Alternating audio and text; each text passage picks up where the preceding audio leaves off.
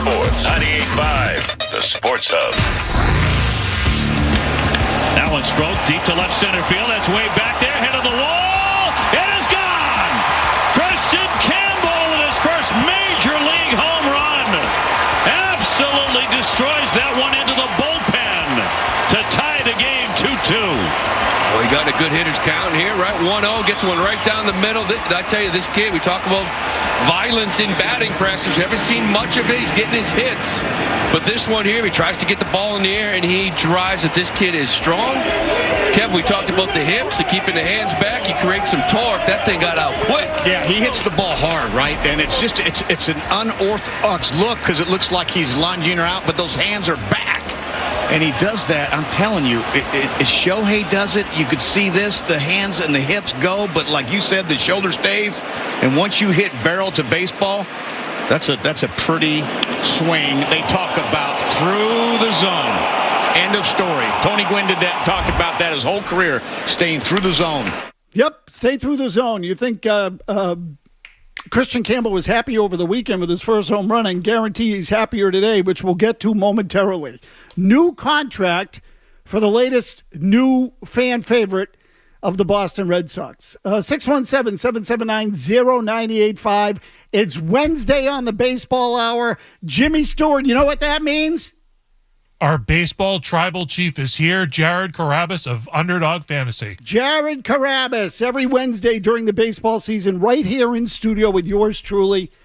And Jared is presented by Blue Moon Light, a light and refreshing citrus sweet beer with only 95 calories, brewed with real tangerine peel for a subtle sweetness and smooth finish. Enjoy Blue Moon Light today. I do see the irony in you being sponsored by a light beer. Only 95 calories, Tony. Because you look huge. Right. Thank you. I'm kidding, Jared. No, I look amazing. I've been packing on the LBs this winter. Swole, not swollen. Yeah. So, look, we got a lot to talk about. I do want to start with the Kristian Campbell contract. We will get to the Rafael Devers slump. We will get to what's behind the slump, the start of the Red Sox, the Garrett Crochet deal. There's honestly a tremendous amount of news here in the first week of the season with the Red Sox. And you just said something on the air about a promotion that you've been running with Underdog Fantasy, I presume? So we're 2 opening day tickets. Yep. At Kowloon. Yep. You got to find them. Okay. I hid them somewhere. Okay. You hid them in the Kowloon. The hint is that I hid them. That's okay. The hint. So I hid them. So do you have a favorite place in the Kowloon, or maybe? Maybe. Okay. That's a good little gimmick. Head on down to Kowloon. Did you come up with that on your own, or one of your marketing people? We got people. Okay. I don't think it was you. No, I'm not smart enough. 617-779-0985. Okay, let's start with Campbell in all seriousness. And were you one of the people marking me on Twitter over the weekend? Of course I was. Okay. Yeah. Loudly. I'd expect nothing less, Jared. Yeah. I didn't go totally in, but I got a kick out of the MLB Twitter dunking on you. Okay, Jimmy, can we say who runs the MLB Twitter account? Is that allowed? Is that person giving us? I'll say it's somebody I used to work with who's a local person. His name is Michael Berger. I worked with him. He's an Andover guy. He runs the Red Sox part of MLB Digital. Okay. Oh, that's cool. Yep. So Berger decided to incite the masses. I took quite a good deal of ribbing from that over the weekend. Well deserved. Which I was happy to do. I don't think he's ready to play, Mike. So God does not belong in the big leagues, Tony. No, what I said I'm here to agree with you. I said he didn't. Get him out. He didn't look ready for the big leagues. I agree. Guy sucks. Clear, that's what I said. You're right, Tony. You're right. So today it was announced, Kristian Campbell, 8 years, $60 million, 6-0. So let's start there because I think there are a lot of ways to go with this, but let's start with the contract. 1, are you surprised? 2, what do you think of the deal? No, I'm not surprised at all. I think because of when it was announced, now the Red Sox can still get the pick if he wins Rookie of the Year. So I think it was intentional. I think when the reports were coming out that it was close or that they were on the finish line, I think it was done, but they needed to wait to announce it because now they can still get the pick. I see, right, because if you sign him to a long-term contract, all those perks become void. Yep. So it's just, what if he wins the MVP next year? It's Rookie of the Year. No, but they also can get a pick for MVP in the first 3 years if he finishes in the top 3. So I think it's still in play. Okay. Yeah. So I think it was very intentional. He was So I believe him when they asked him in front of his locker. Like, they were like, hey, I think he's one of those guys where there's players where they want to know everything, every bit of communication. Then there's players where it's like, just come to me when you have something that's tangible. I think he's one of those guys. So when he was asked at his locker, I believe he didn't know if it was done or not, but I'm sure the agent and the team, they were like, yeah, we agree. Like, you've hit the number. This is what we want. Boom, done. Hey, look, good for him, which brings me to two questions I have for you. Again, 22 years old, someone drops $60 million in your lap.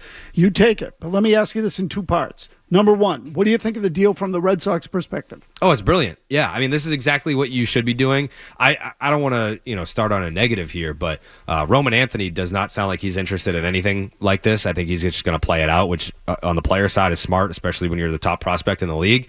But someone like Kristian Campbell, if you want it, the comfort of knowing that you've got financial freedom and you've bought out your arbitration years, you don't have to go through the process of going to a hearing where the team has to point out all negative things about you, and then some free agent years as well. Like, that's comfort. That's knowing, like, hey, I'm going to be here for a while, I can relax. And he's not the type of player where the mental makeup is, well, he got paid and he's got the security, so now is he going to work as hard? Like, this dude's a robot. Like, he is a super humble kid who is he's a freak athlete. So I'm happy for him, happy for the Red Sox. I think it's a great deal all around. So look, Jared, to me, like, this is an excellent, excellent deal for the Red Sox. It's a no-brainer. Outstanding.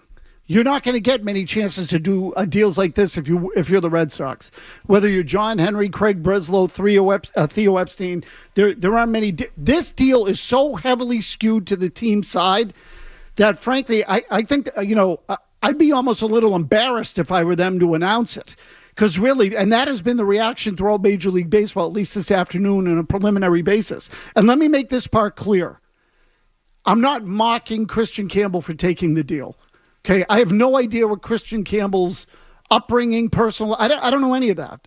Okay, again, you're 22, someone drops $60 million on your lap, and you're a fourth-round pick. Great. But I do look at his agent and say, why would you take this deal with this kind of talent?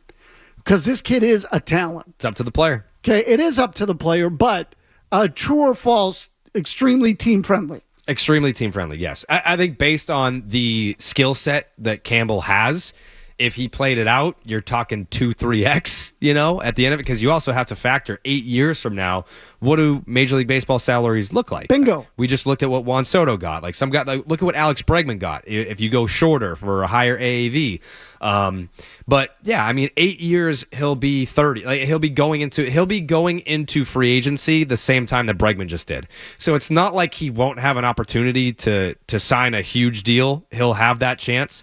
But again, like, until you're the person has $60 million dropped into your lap, it's hard for me to be like, I can't believe the player took it. Yeah, and again, look, he's a kid. This is going to come off as me ripping Kristian Campbell, and I'm really not.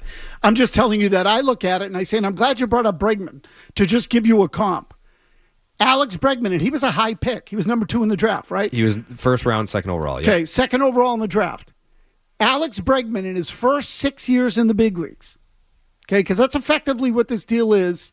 It's 6 with 2 options, right? Well, he signed a $100 million extension with Houston. Okay, but again, his first 6 years in the big leagues, he made $40 million. Okay, so I'm just trying to give you some sort of parameters for what Kristian Campbell would make in his first 6 years. I think that's a reasonable number. I think it might even be a little bit more than that because he's a more versatile player than Bregman. Now, look, I can't predict if he's going to be an all-star or what have you, and I don't know if fans even care about this. I'm sure they don't. I'm just telling you, the Red Sox won this negotiation heavily. And so the point is this. He was going to make $40 million no matter what. He got 8 and 60. Sure. So he gave up 2 free agent years for $20 million, which is a massive mistake. Massive. Yes and no. Okay. Because here's what could happen. And again, I'm talking about purely from the negotiating agent perspective. I have no idea what the kid's personal situation is. No doubt. Okay, so go ahead. The one thing that could happen here is if he's the real deal and he's, top 15 player in the league and his peak years are, 6-7 wins above replacement, higher than that, whatever. The Red Sox could rip up that deal and be like, let's extend it even further. So 4 or 5 years from now, halfway through that deal, the point is there's no guarantee that he plays out this 8-year contract and then, they work on the second deal. They could be halfway through, 60% through, and be like, let's pay this guy. So, Jared, as we like to say here at 98.5, we have a show to do today. Yeah. Okay, so today it's 8 years and 60. Sure. So we'll make that judgment on the 8 and 60. But let me just give you a couple of comps. Okay, one of which I think is something that Kristian Campbell should be fearful of. Wander Franco played 1 year in the big leagues, not even a full season. At the end of his first year, Tampa Bay gave him a deal for 11 years, and I think it was $182 million. Something like that, yeah. Okay, so if Campbell wanted this kind of deal this early, he should have gone for something longer. And when I say he, I really mean his agent. The kid doesn't know. He's relying on his agent for this. The agent should have been going for 10 years and $150 million. That's what he should have been going for. Okay, something like that. He didn't do that. Well, is Jackson Merrill on that list? I don't have the list in front of me. I'm just telling you off the top of my head. Yeah. What did Merrill get? He just signed this morning for $135. Okay, so same idea. He played his first season, so I think he's now in his age 22 season. Last year was his age 21 season. It was a 4.5 wins above replacement. So I think he played 156 games last year.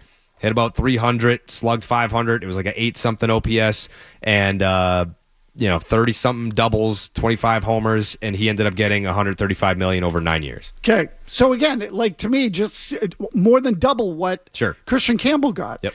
Then, now I'll give you the flip side of that. Nomar Garciaparra, after his rookie year, signed, I think it was a 5-year deal with 2 options that we all considered 7 years and $45 million. So about 6.5 a year. He never got over it. He never got over that. He was underpaid because you know what happened right after that? Derek Jeter signed for 10 years and $189 million, and Alex Rodriguez signed for 10 and $252. Yeah. Okay, and Nomar was standing there with $45 million, some of that money of which was in options. And I think he became resentful of it. He felt like you think? Okay, but he was, he was kind of miserable to begin with. Yeah. But I think it made it worse. It created this unrealistic expectation when he went to the negotiating table. He then had an injury in there that compounded the problem to his wrist, and it hung over his head for the rest of his career.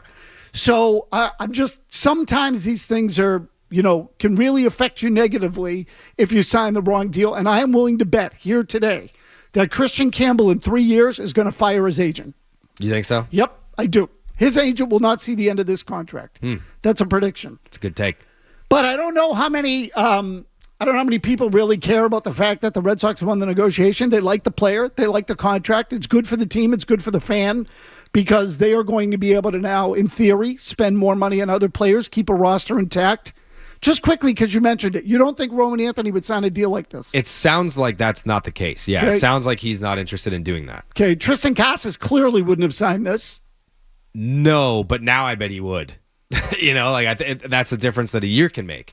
And to your point, not today. I'm a big fan of the show. I listen.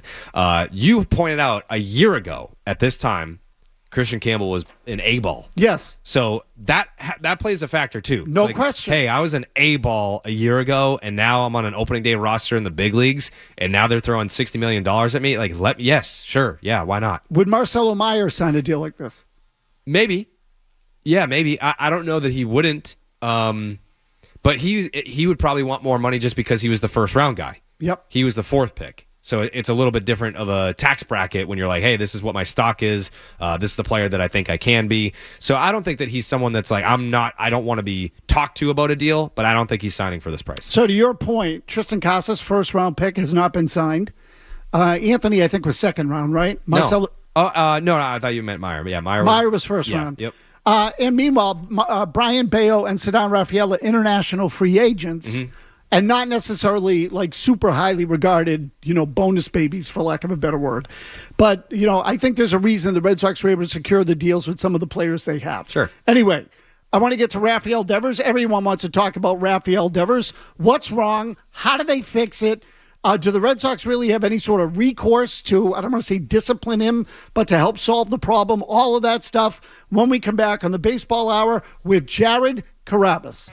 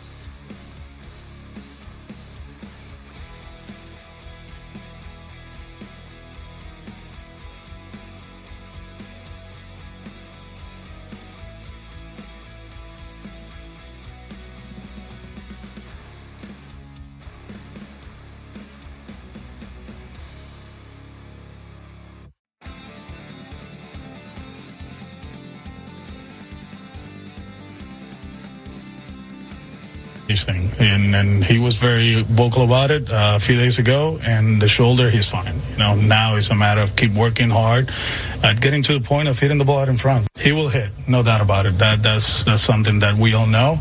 It's just a matter of when, right? And it's a small sample size. If this happens in July or August, we'll be not even talking about it. But it's early in the season, and of course everybody is paying attention to it.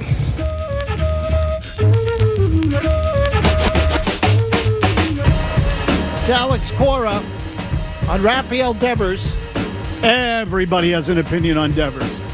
Everybody. So we're going to get one from Jared Carrabis. Devers going into tonight, as promised by Cora, in the lineup.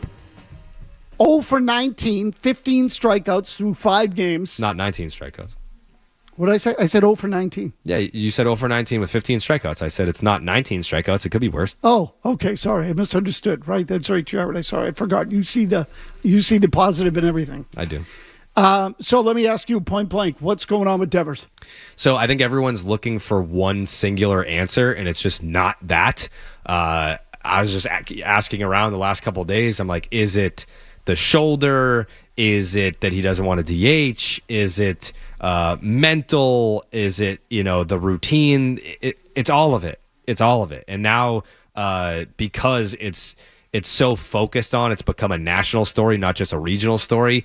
I think that he's feeling the heat from that. And I heard Felger talking about it earlier. He's not going out there intentionally trying to suck, to sabotage the team that moved him off his position. That's not what's happening. Is it a little bit of him being out of shape too? Like, that's another question. So I was just going to ask, is he out of shape? So what was it? MLB Network did a side-by-side comparison of his footwork. And I just saw the graphic. I didn't see the video. I didn't hear the verbal explanation. I just saw the picture.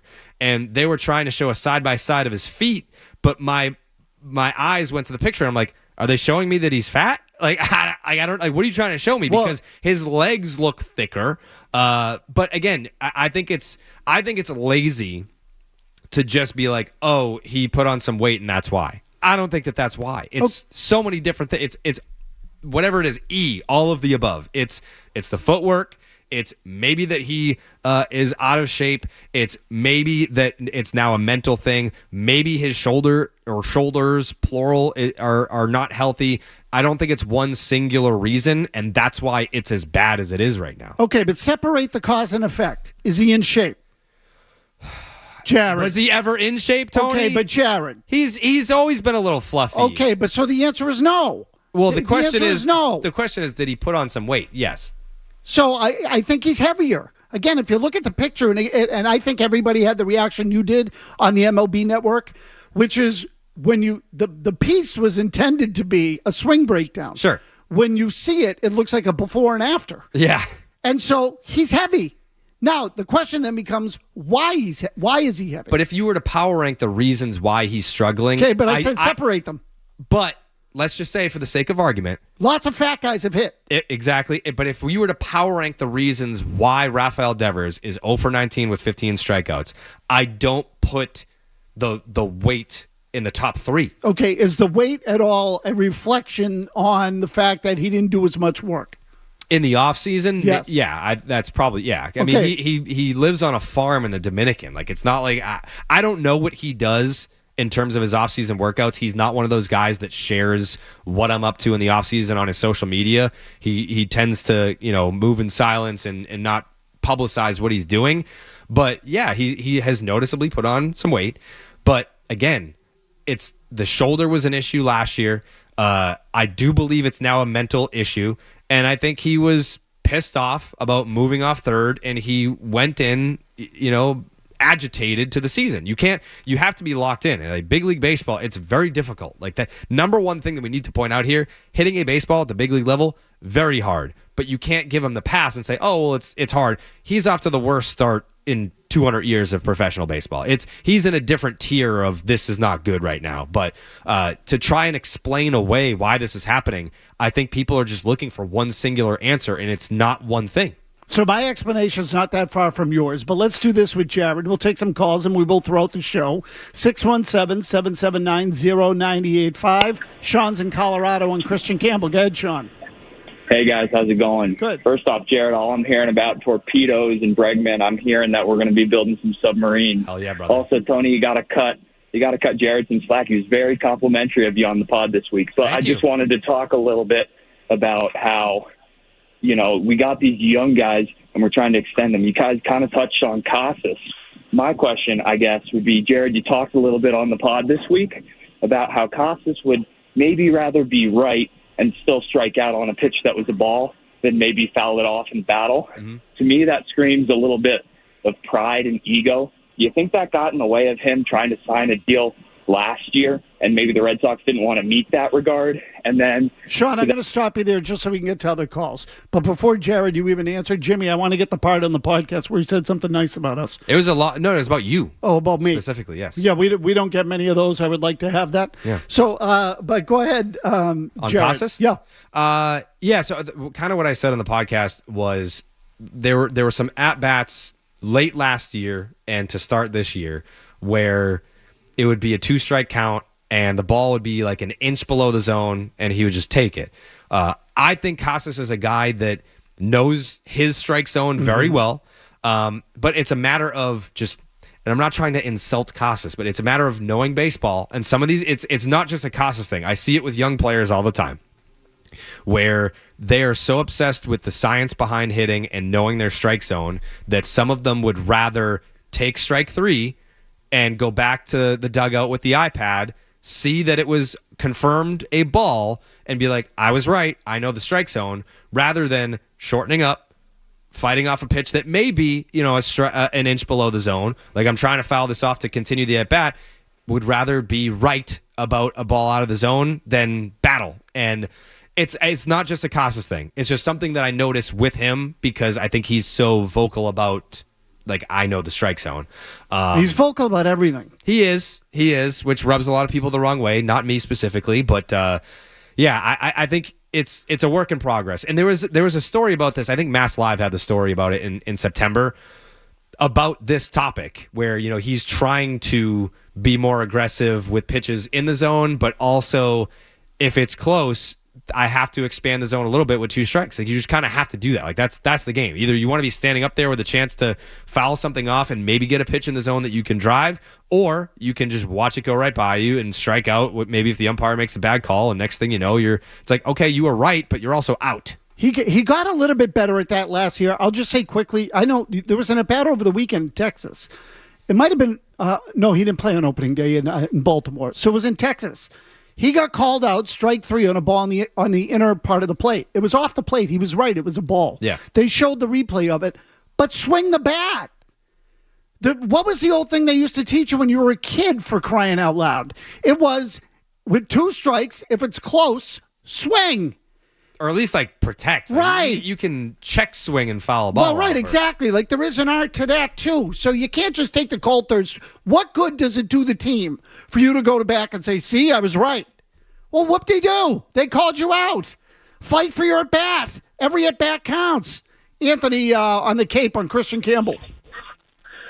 Yeah, guys, this is exactly why you hire Scott Boras to represent you. I have never seen a deal like this before. I think it's unprecedented. Tony, you hit the nail on the head. He's looking at a minimum. He would have probably been a Super 2 guy, like Vlad Guerrero, like Jaron Duran, and hit arbitration a year early. You're looking at $45-50 million in arbitration. Just to put it in perspective, Guerrero he made over $70 million in arbitration, and Campbell signed for 2 extra years for $10 million less. This is a joke, okay? And he's definitely going to regret this contract. Yeah, so Anthony, that's my feeling. And again, we touched on that earlier. All I'm telling you is I have no idea. I have a hard time blaming the kid or his family. I have no idea. Does he have siblings that he's going to pay for their college? That's what I'm saying. I don't know. Like, I can't make $60 million. Yeah. Like, he's going to be just fine. Yes. No. And so it's not that. I mean, again, most of these guys, we quibble over these big deals. This guy could have got 380 instead of 360. Well, at that stage, it sort of becomes irrelevant. At this stage, this kid, there were tens of millions of dollars more available to him in this contract. Doubt. And again, I blame the agent. I don't even know who the agent is, which should tell you that there's nothing personal about it. I just think the guy effed up. Like, he should have asked for more. They could have gotten more, and they didn't. And I bet you the agent doesn't see the next negotiation. So I wouldn't hire him again, because Campbell 3 years down the road is going to see the light, and he's going to say, I should have gotten more in this deal. Jared, maybe you're right. Maybe the Red Sox will do right by him and alter the deal, and who knows? They gave David Ortiz a free truck once when they cleaned his clock at the negotiating table. Yeah. And I think that, to me, something similar happened here. Anyway, headlines coming up. Kevin Majori's got your headlines. Don't go anywhere. Carrabis with us for another half hour, and we'll continue with your calls on the Baseball Hour.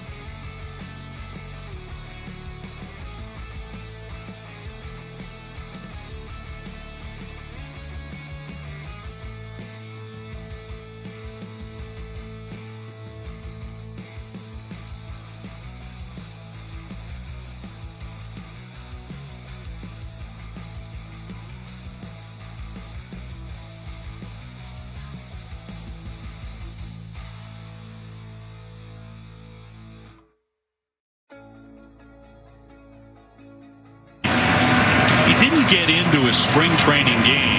I'll say this, didn't put himself into a spring training game until about 3 weeks into the exhibition season. That was a little strange. He was ready to go on a Tuesday, and he basically took like 2 extra weeks because his swing didn't feel comfortable on hitting the backfields. Well, that's what spring training games are for.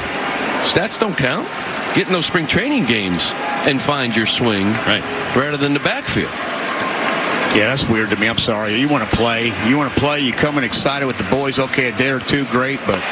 Cut on him to strike 3. Sox get a man to third, but Strandman there, 1-0 Texas.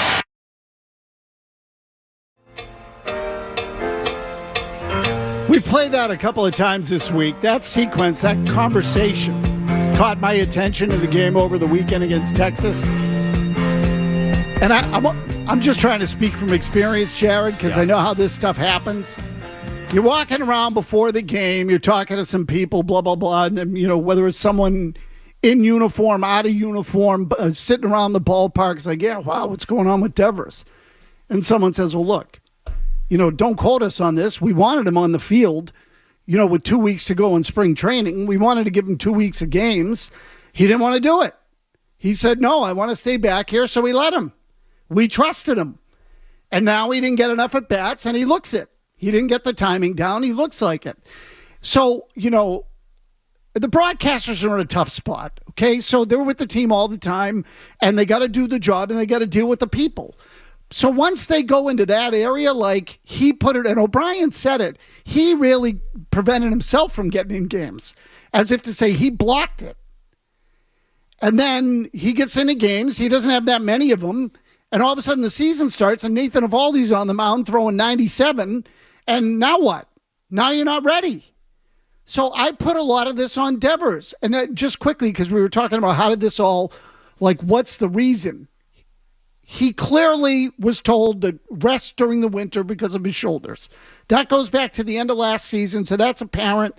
I remember Schilling came in lousy shape one year, and it's because he had ankle problems and he couldn't do anything.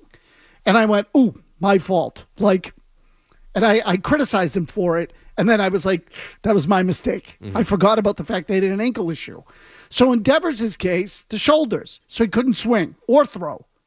Fine. You can still be careful with what you eat. Get on a bike.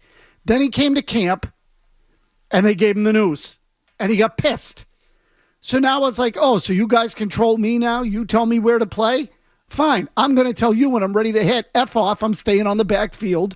Then he got into the games. He's probably still pissed off and his head wasn't in it. Then the game started and now he looks horrible. And so now he's embarrassing himself and now he's starting to care again and get frustrated. So how long will it take him to come out of it? I don't know. It's a human reaction. I don't think it's going to go on for 6 months. But how worried are you? Not entirely worried, no. Just because I trust the play. He's young enough. It's not like he's 34 and you're like, oh, is he done? He's not done. He's just out of shape and not ready. But why do you think, if what you just said is how it played out, why do you think they didn't just put him on the IL for the first, 2-3 weeks of the season when you're paying Masataka Yoshida and he's on the IL, but it's because they don't have a spot for him. They're like, he was the day that they put him on the IL, he hit a home run in a spring training game. And they kept saying, oh, well, he's not ready to throw. It's the shoulder. It's whatever. He can't throw. And in order for him to fit on this roster, he needs to play defense because we have a DH and it's Rafael Devers. Okay, well, if Rafi's not healthy enough to be out there, or he's not in shape enough, he's not conditioned enough, why don't you put him on the injured list? Because Yoshida's hitting home runs in spring training. He looks ready. Okay. You have the DH. Why do you think they didn't do that? Okay, so I give you 2 reasons. One, they didn't realize it. They thought when the lights go on, he'll hit. Rafi always hits. Corey even said something in spring training at one point. It was like the day after he got there. Yeah. They asked him about Devers' weight, and he says, well, he was in the cage. He looked like Rafi. He hit in the cage. He was fine, and the ball came off his bat like it always does. Yeah. So that's number one. And again, I'm not telling you in any particular order. Number 2, he was already pissed off at them. So they didn't want to piss him off more. Be like, hey, you're going on the injured list when he in his mind he's not injured. Right, which is another reason now where I think why Cora's sticking with him. Cora said, oh, no, he's going to play. We're going to keep playing him. Because he doesn't want to lose him. Sure. Again, you'll make it worse if you lose him further. In the interim, Casas has sucked. Story has sucked. Everybody has sucked except for Campbell and Willier. Right, exactly. And particularly the guys in the middle of the lineup. Sure. So it's been amplified by that. If he were the only one who weren't hitting, but they were winning, it wouldn't be as big a deal. But they're losing, and so now it's become Rafael Devers' problem, which obviously he's not the only problem. But the focus is going to be on him. Dave's in Westwood. Go ahead, Dave. Yeah, so I think you guys nailed it. Great show. Rafi's got two issues. He's got the physical issues and the mental issues right now. He's got to get over the mental issues. He's not the better third baseman. And the physical issues, I mean, let's not even talk about footwork. He's got to hold himself up right now. He's probably got so much inflammation in those shoulders. Like, it's no surprise that he's not hitting the ball right now.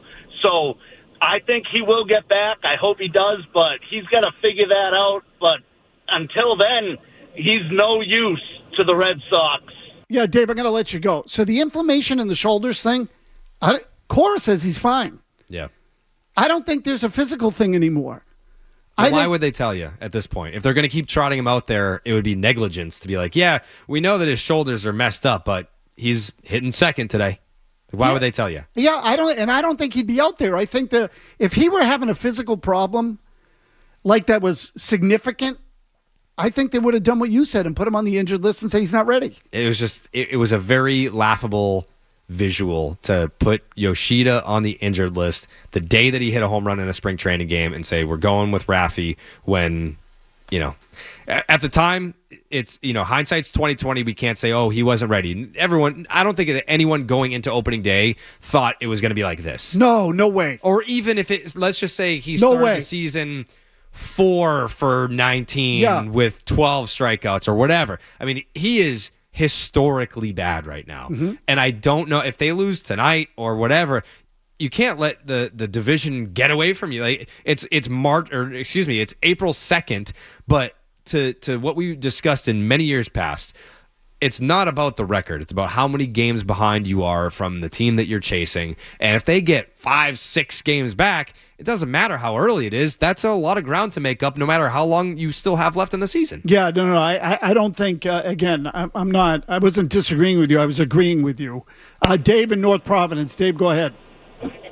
Well, seeing that, Devers is in a slump, I mean, you can't blame it just on him. Everybody else, 2, 3, 4, and 5, have no basic hits at all. I mean, my suggestion would be, I don't know if Cora would want to do this, but I would give one guy a day off a week, go right down 2, 3, 4, 5, and let them work with the hitting coach. Yeah, that's my suggestion. Yeah, Dave, he basically does that.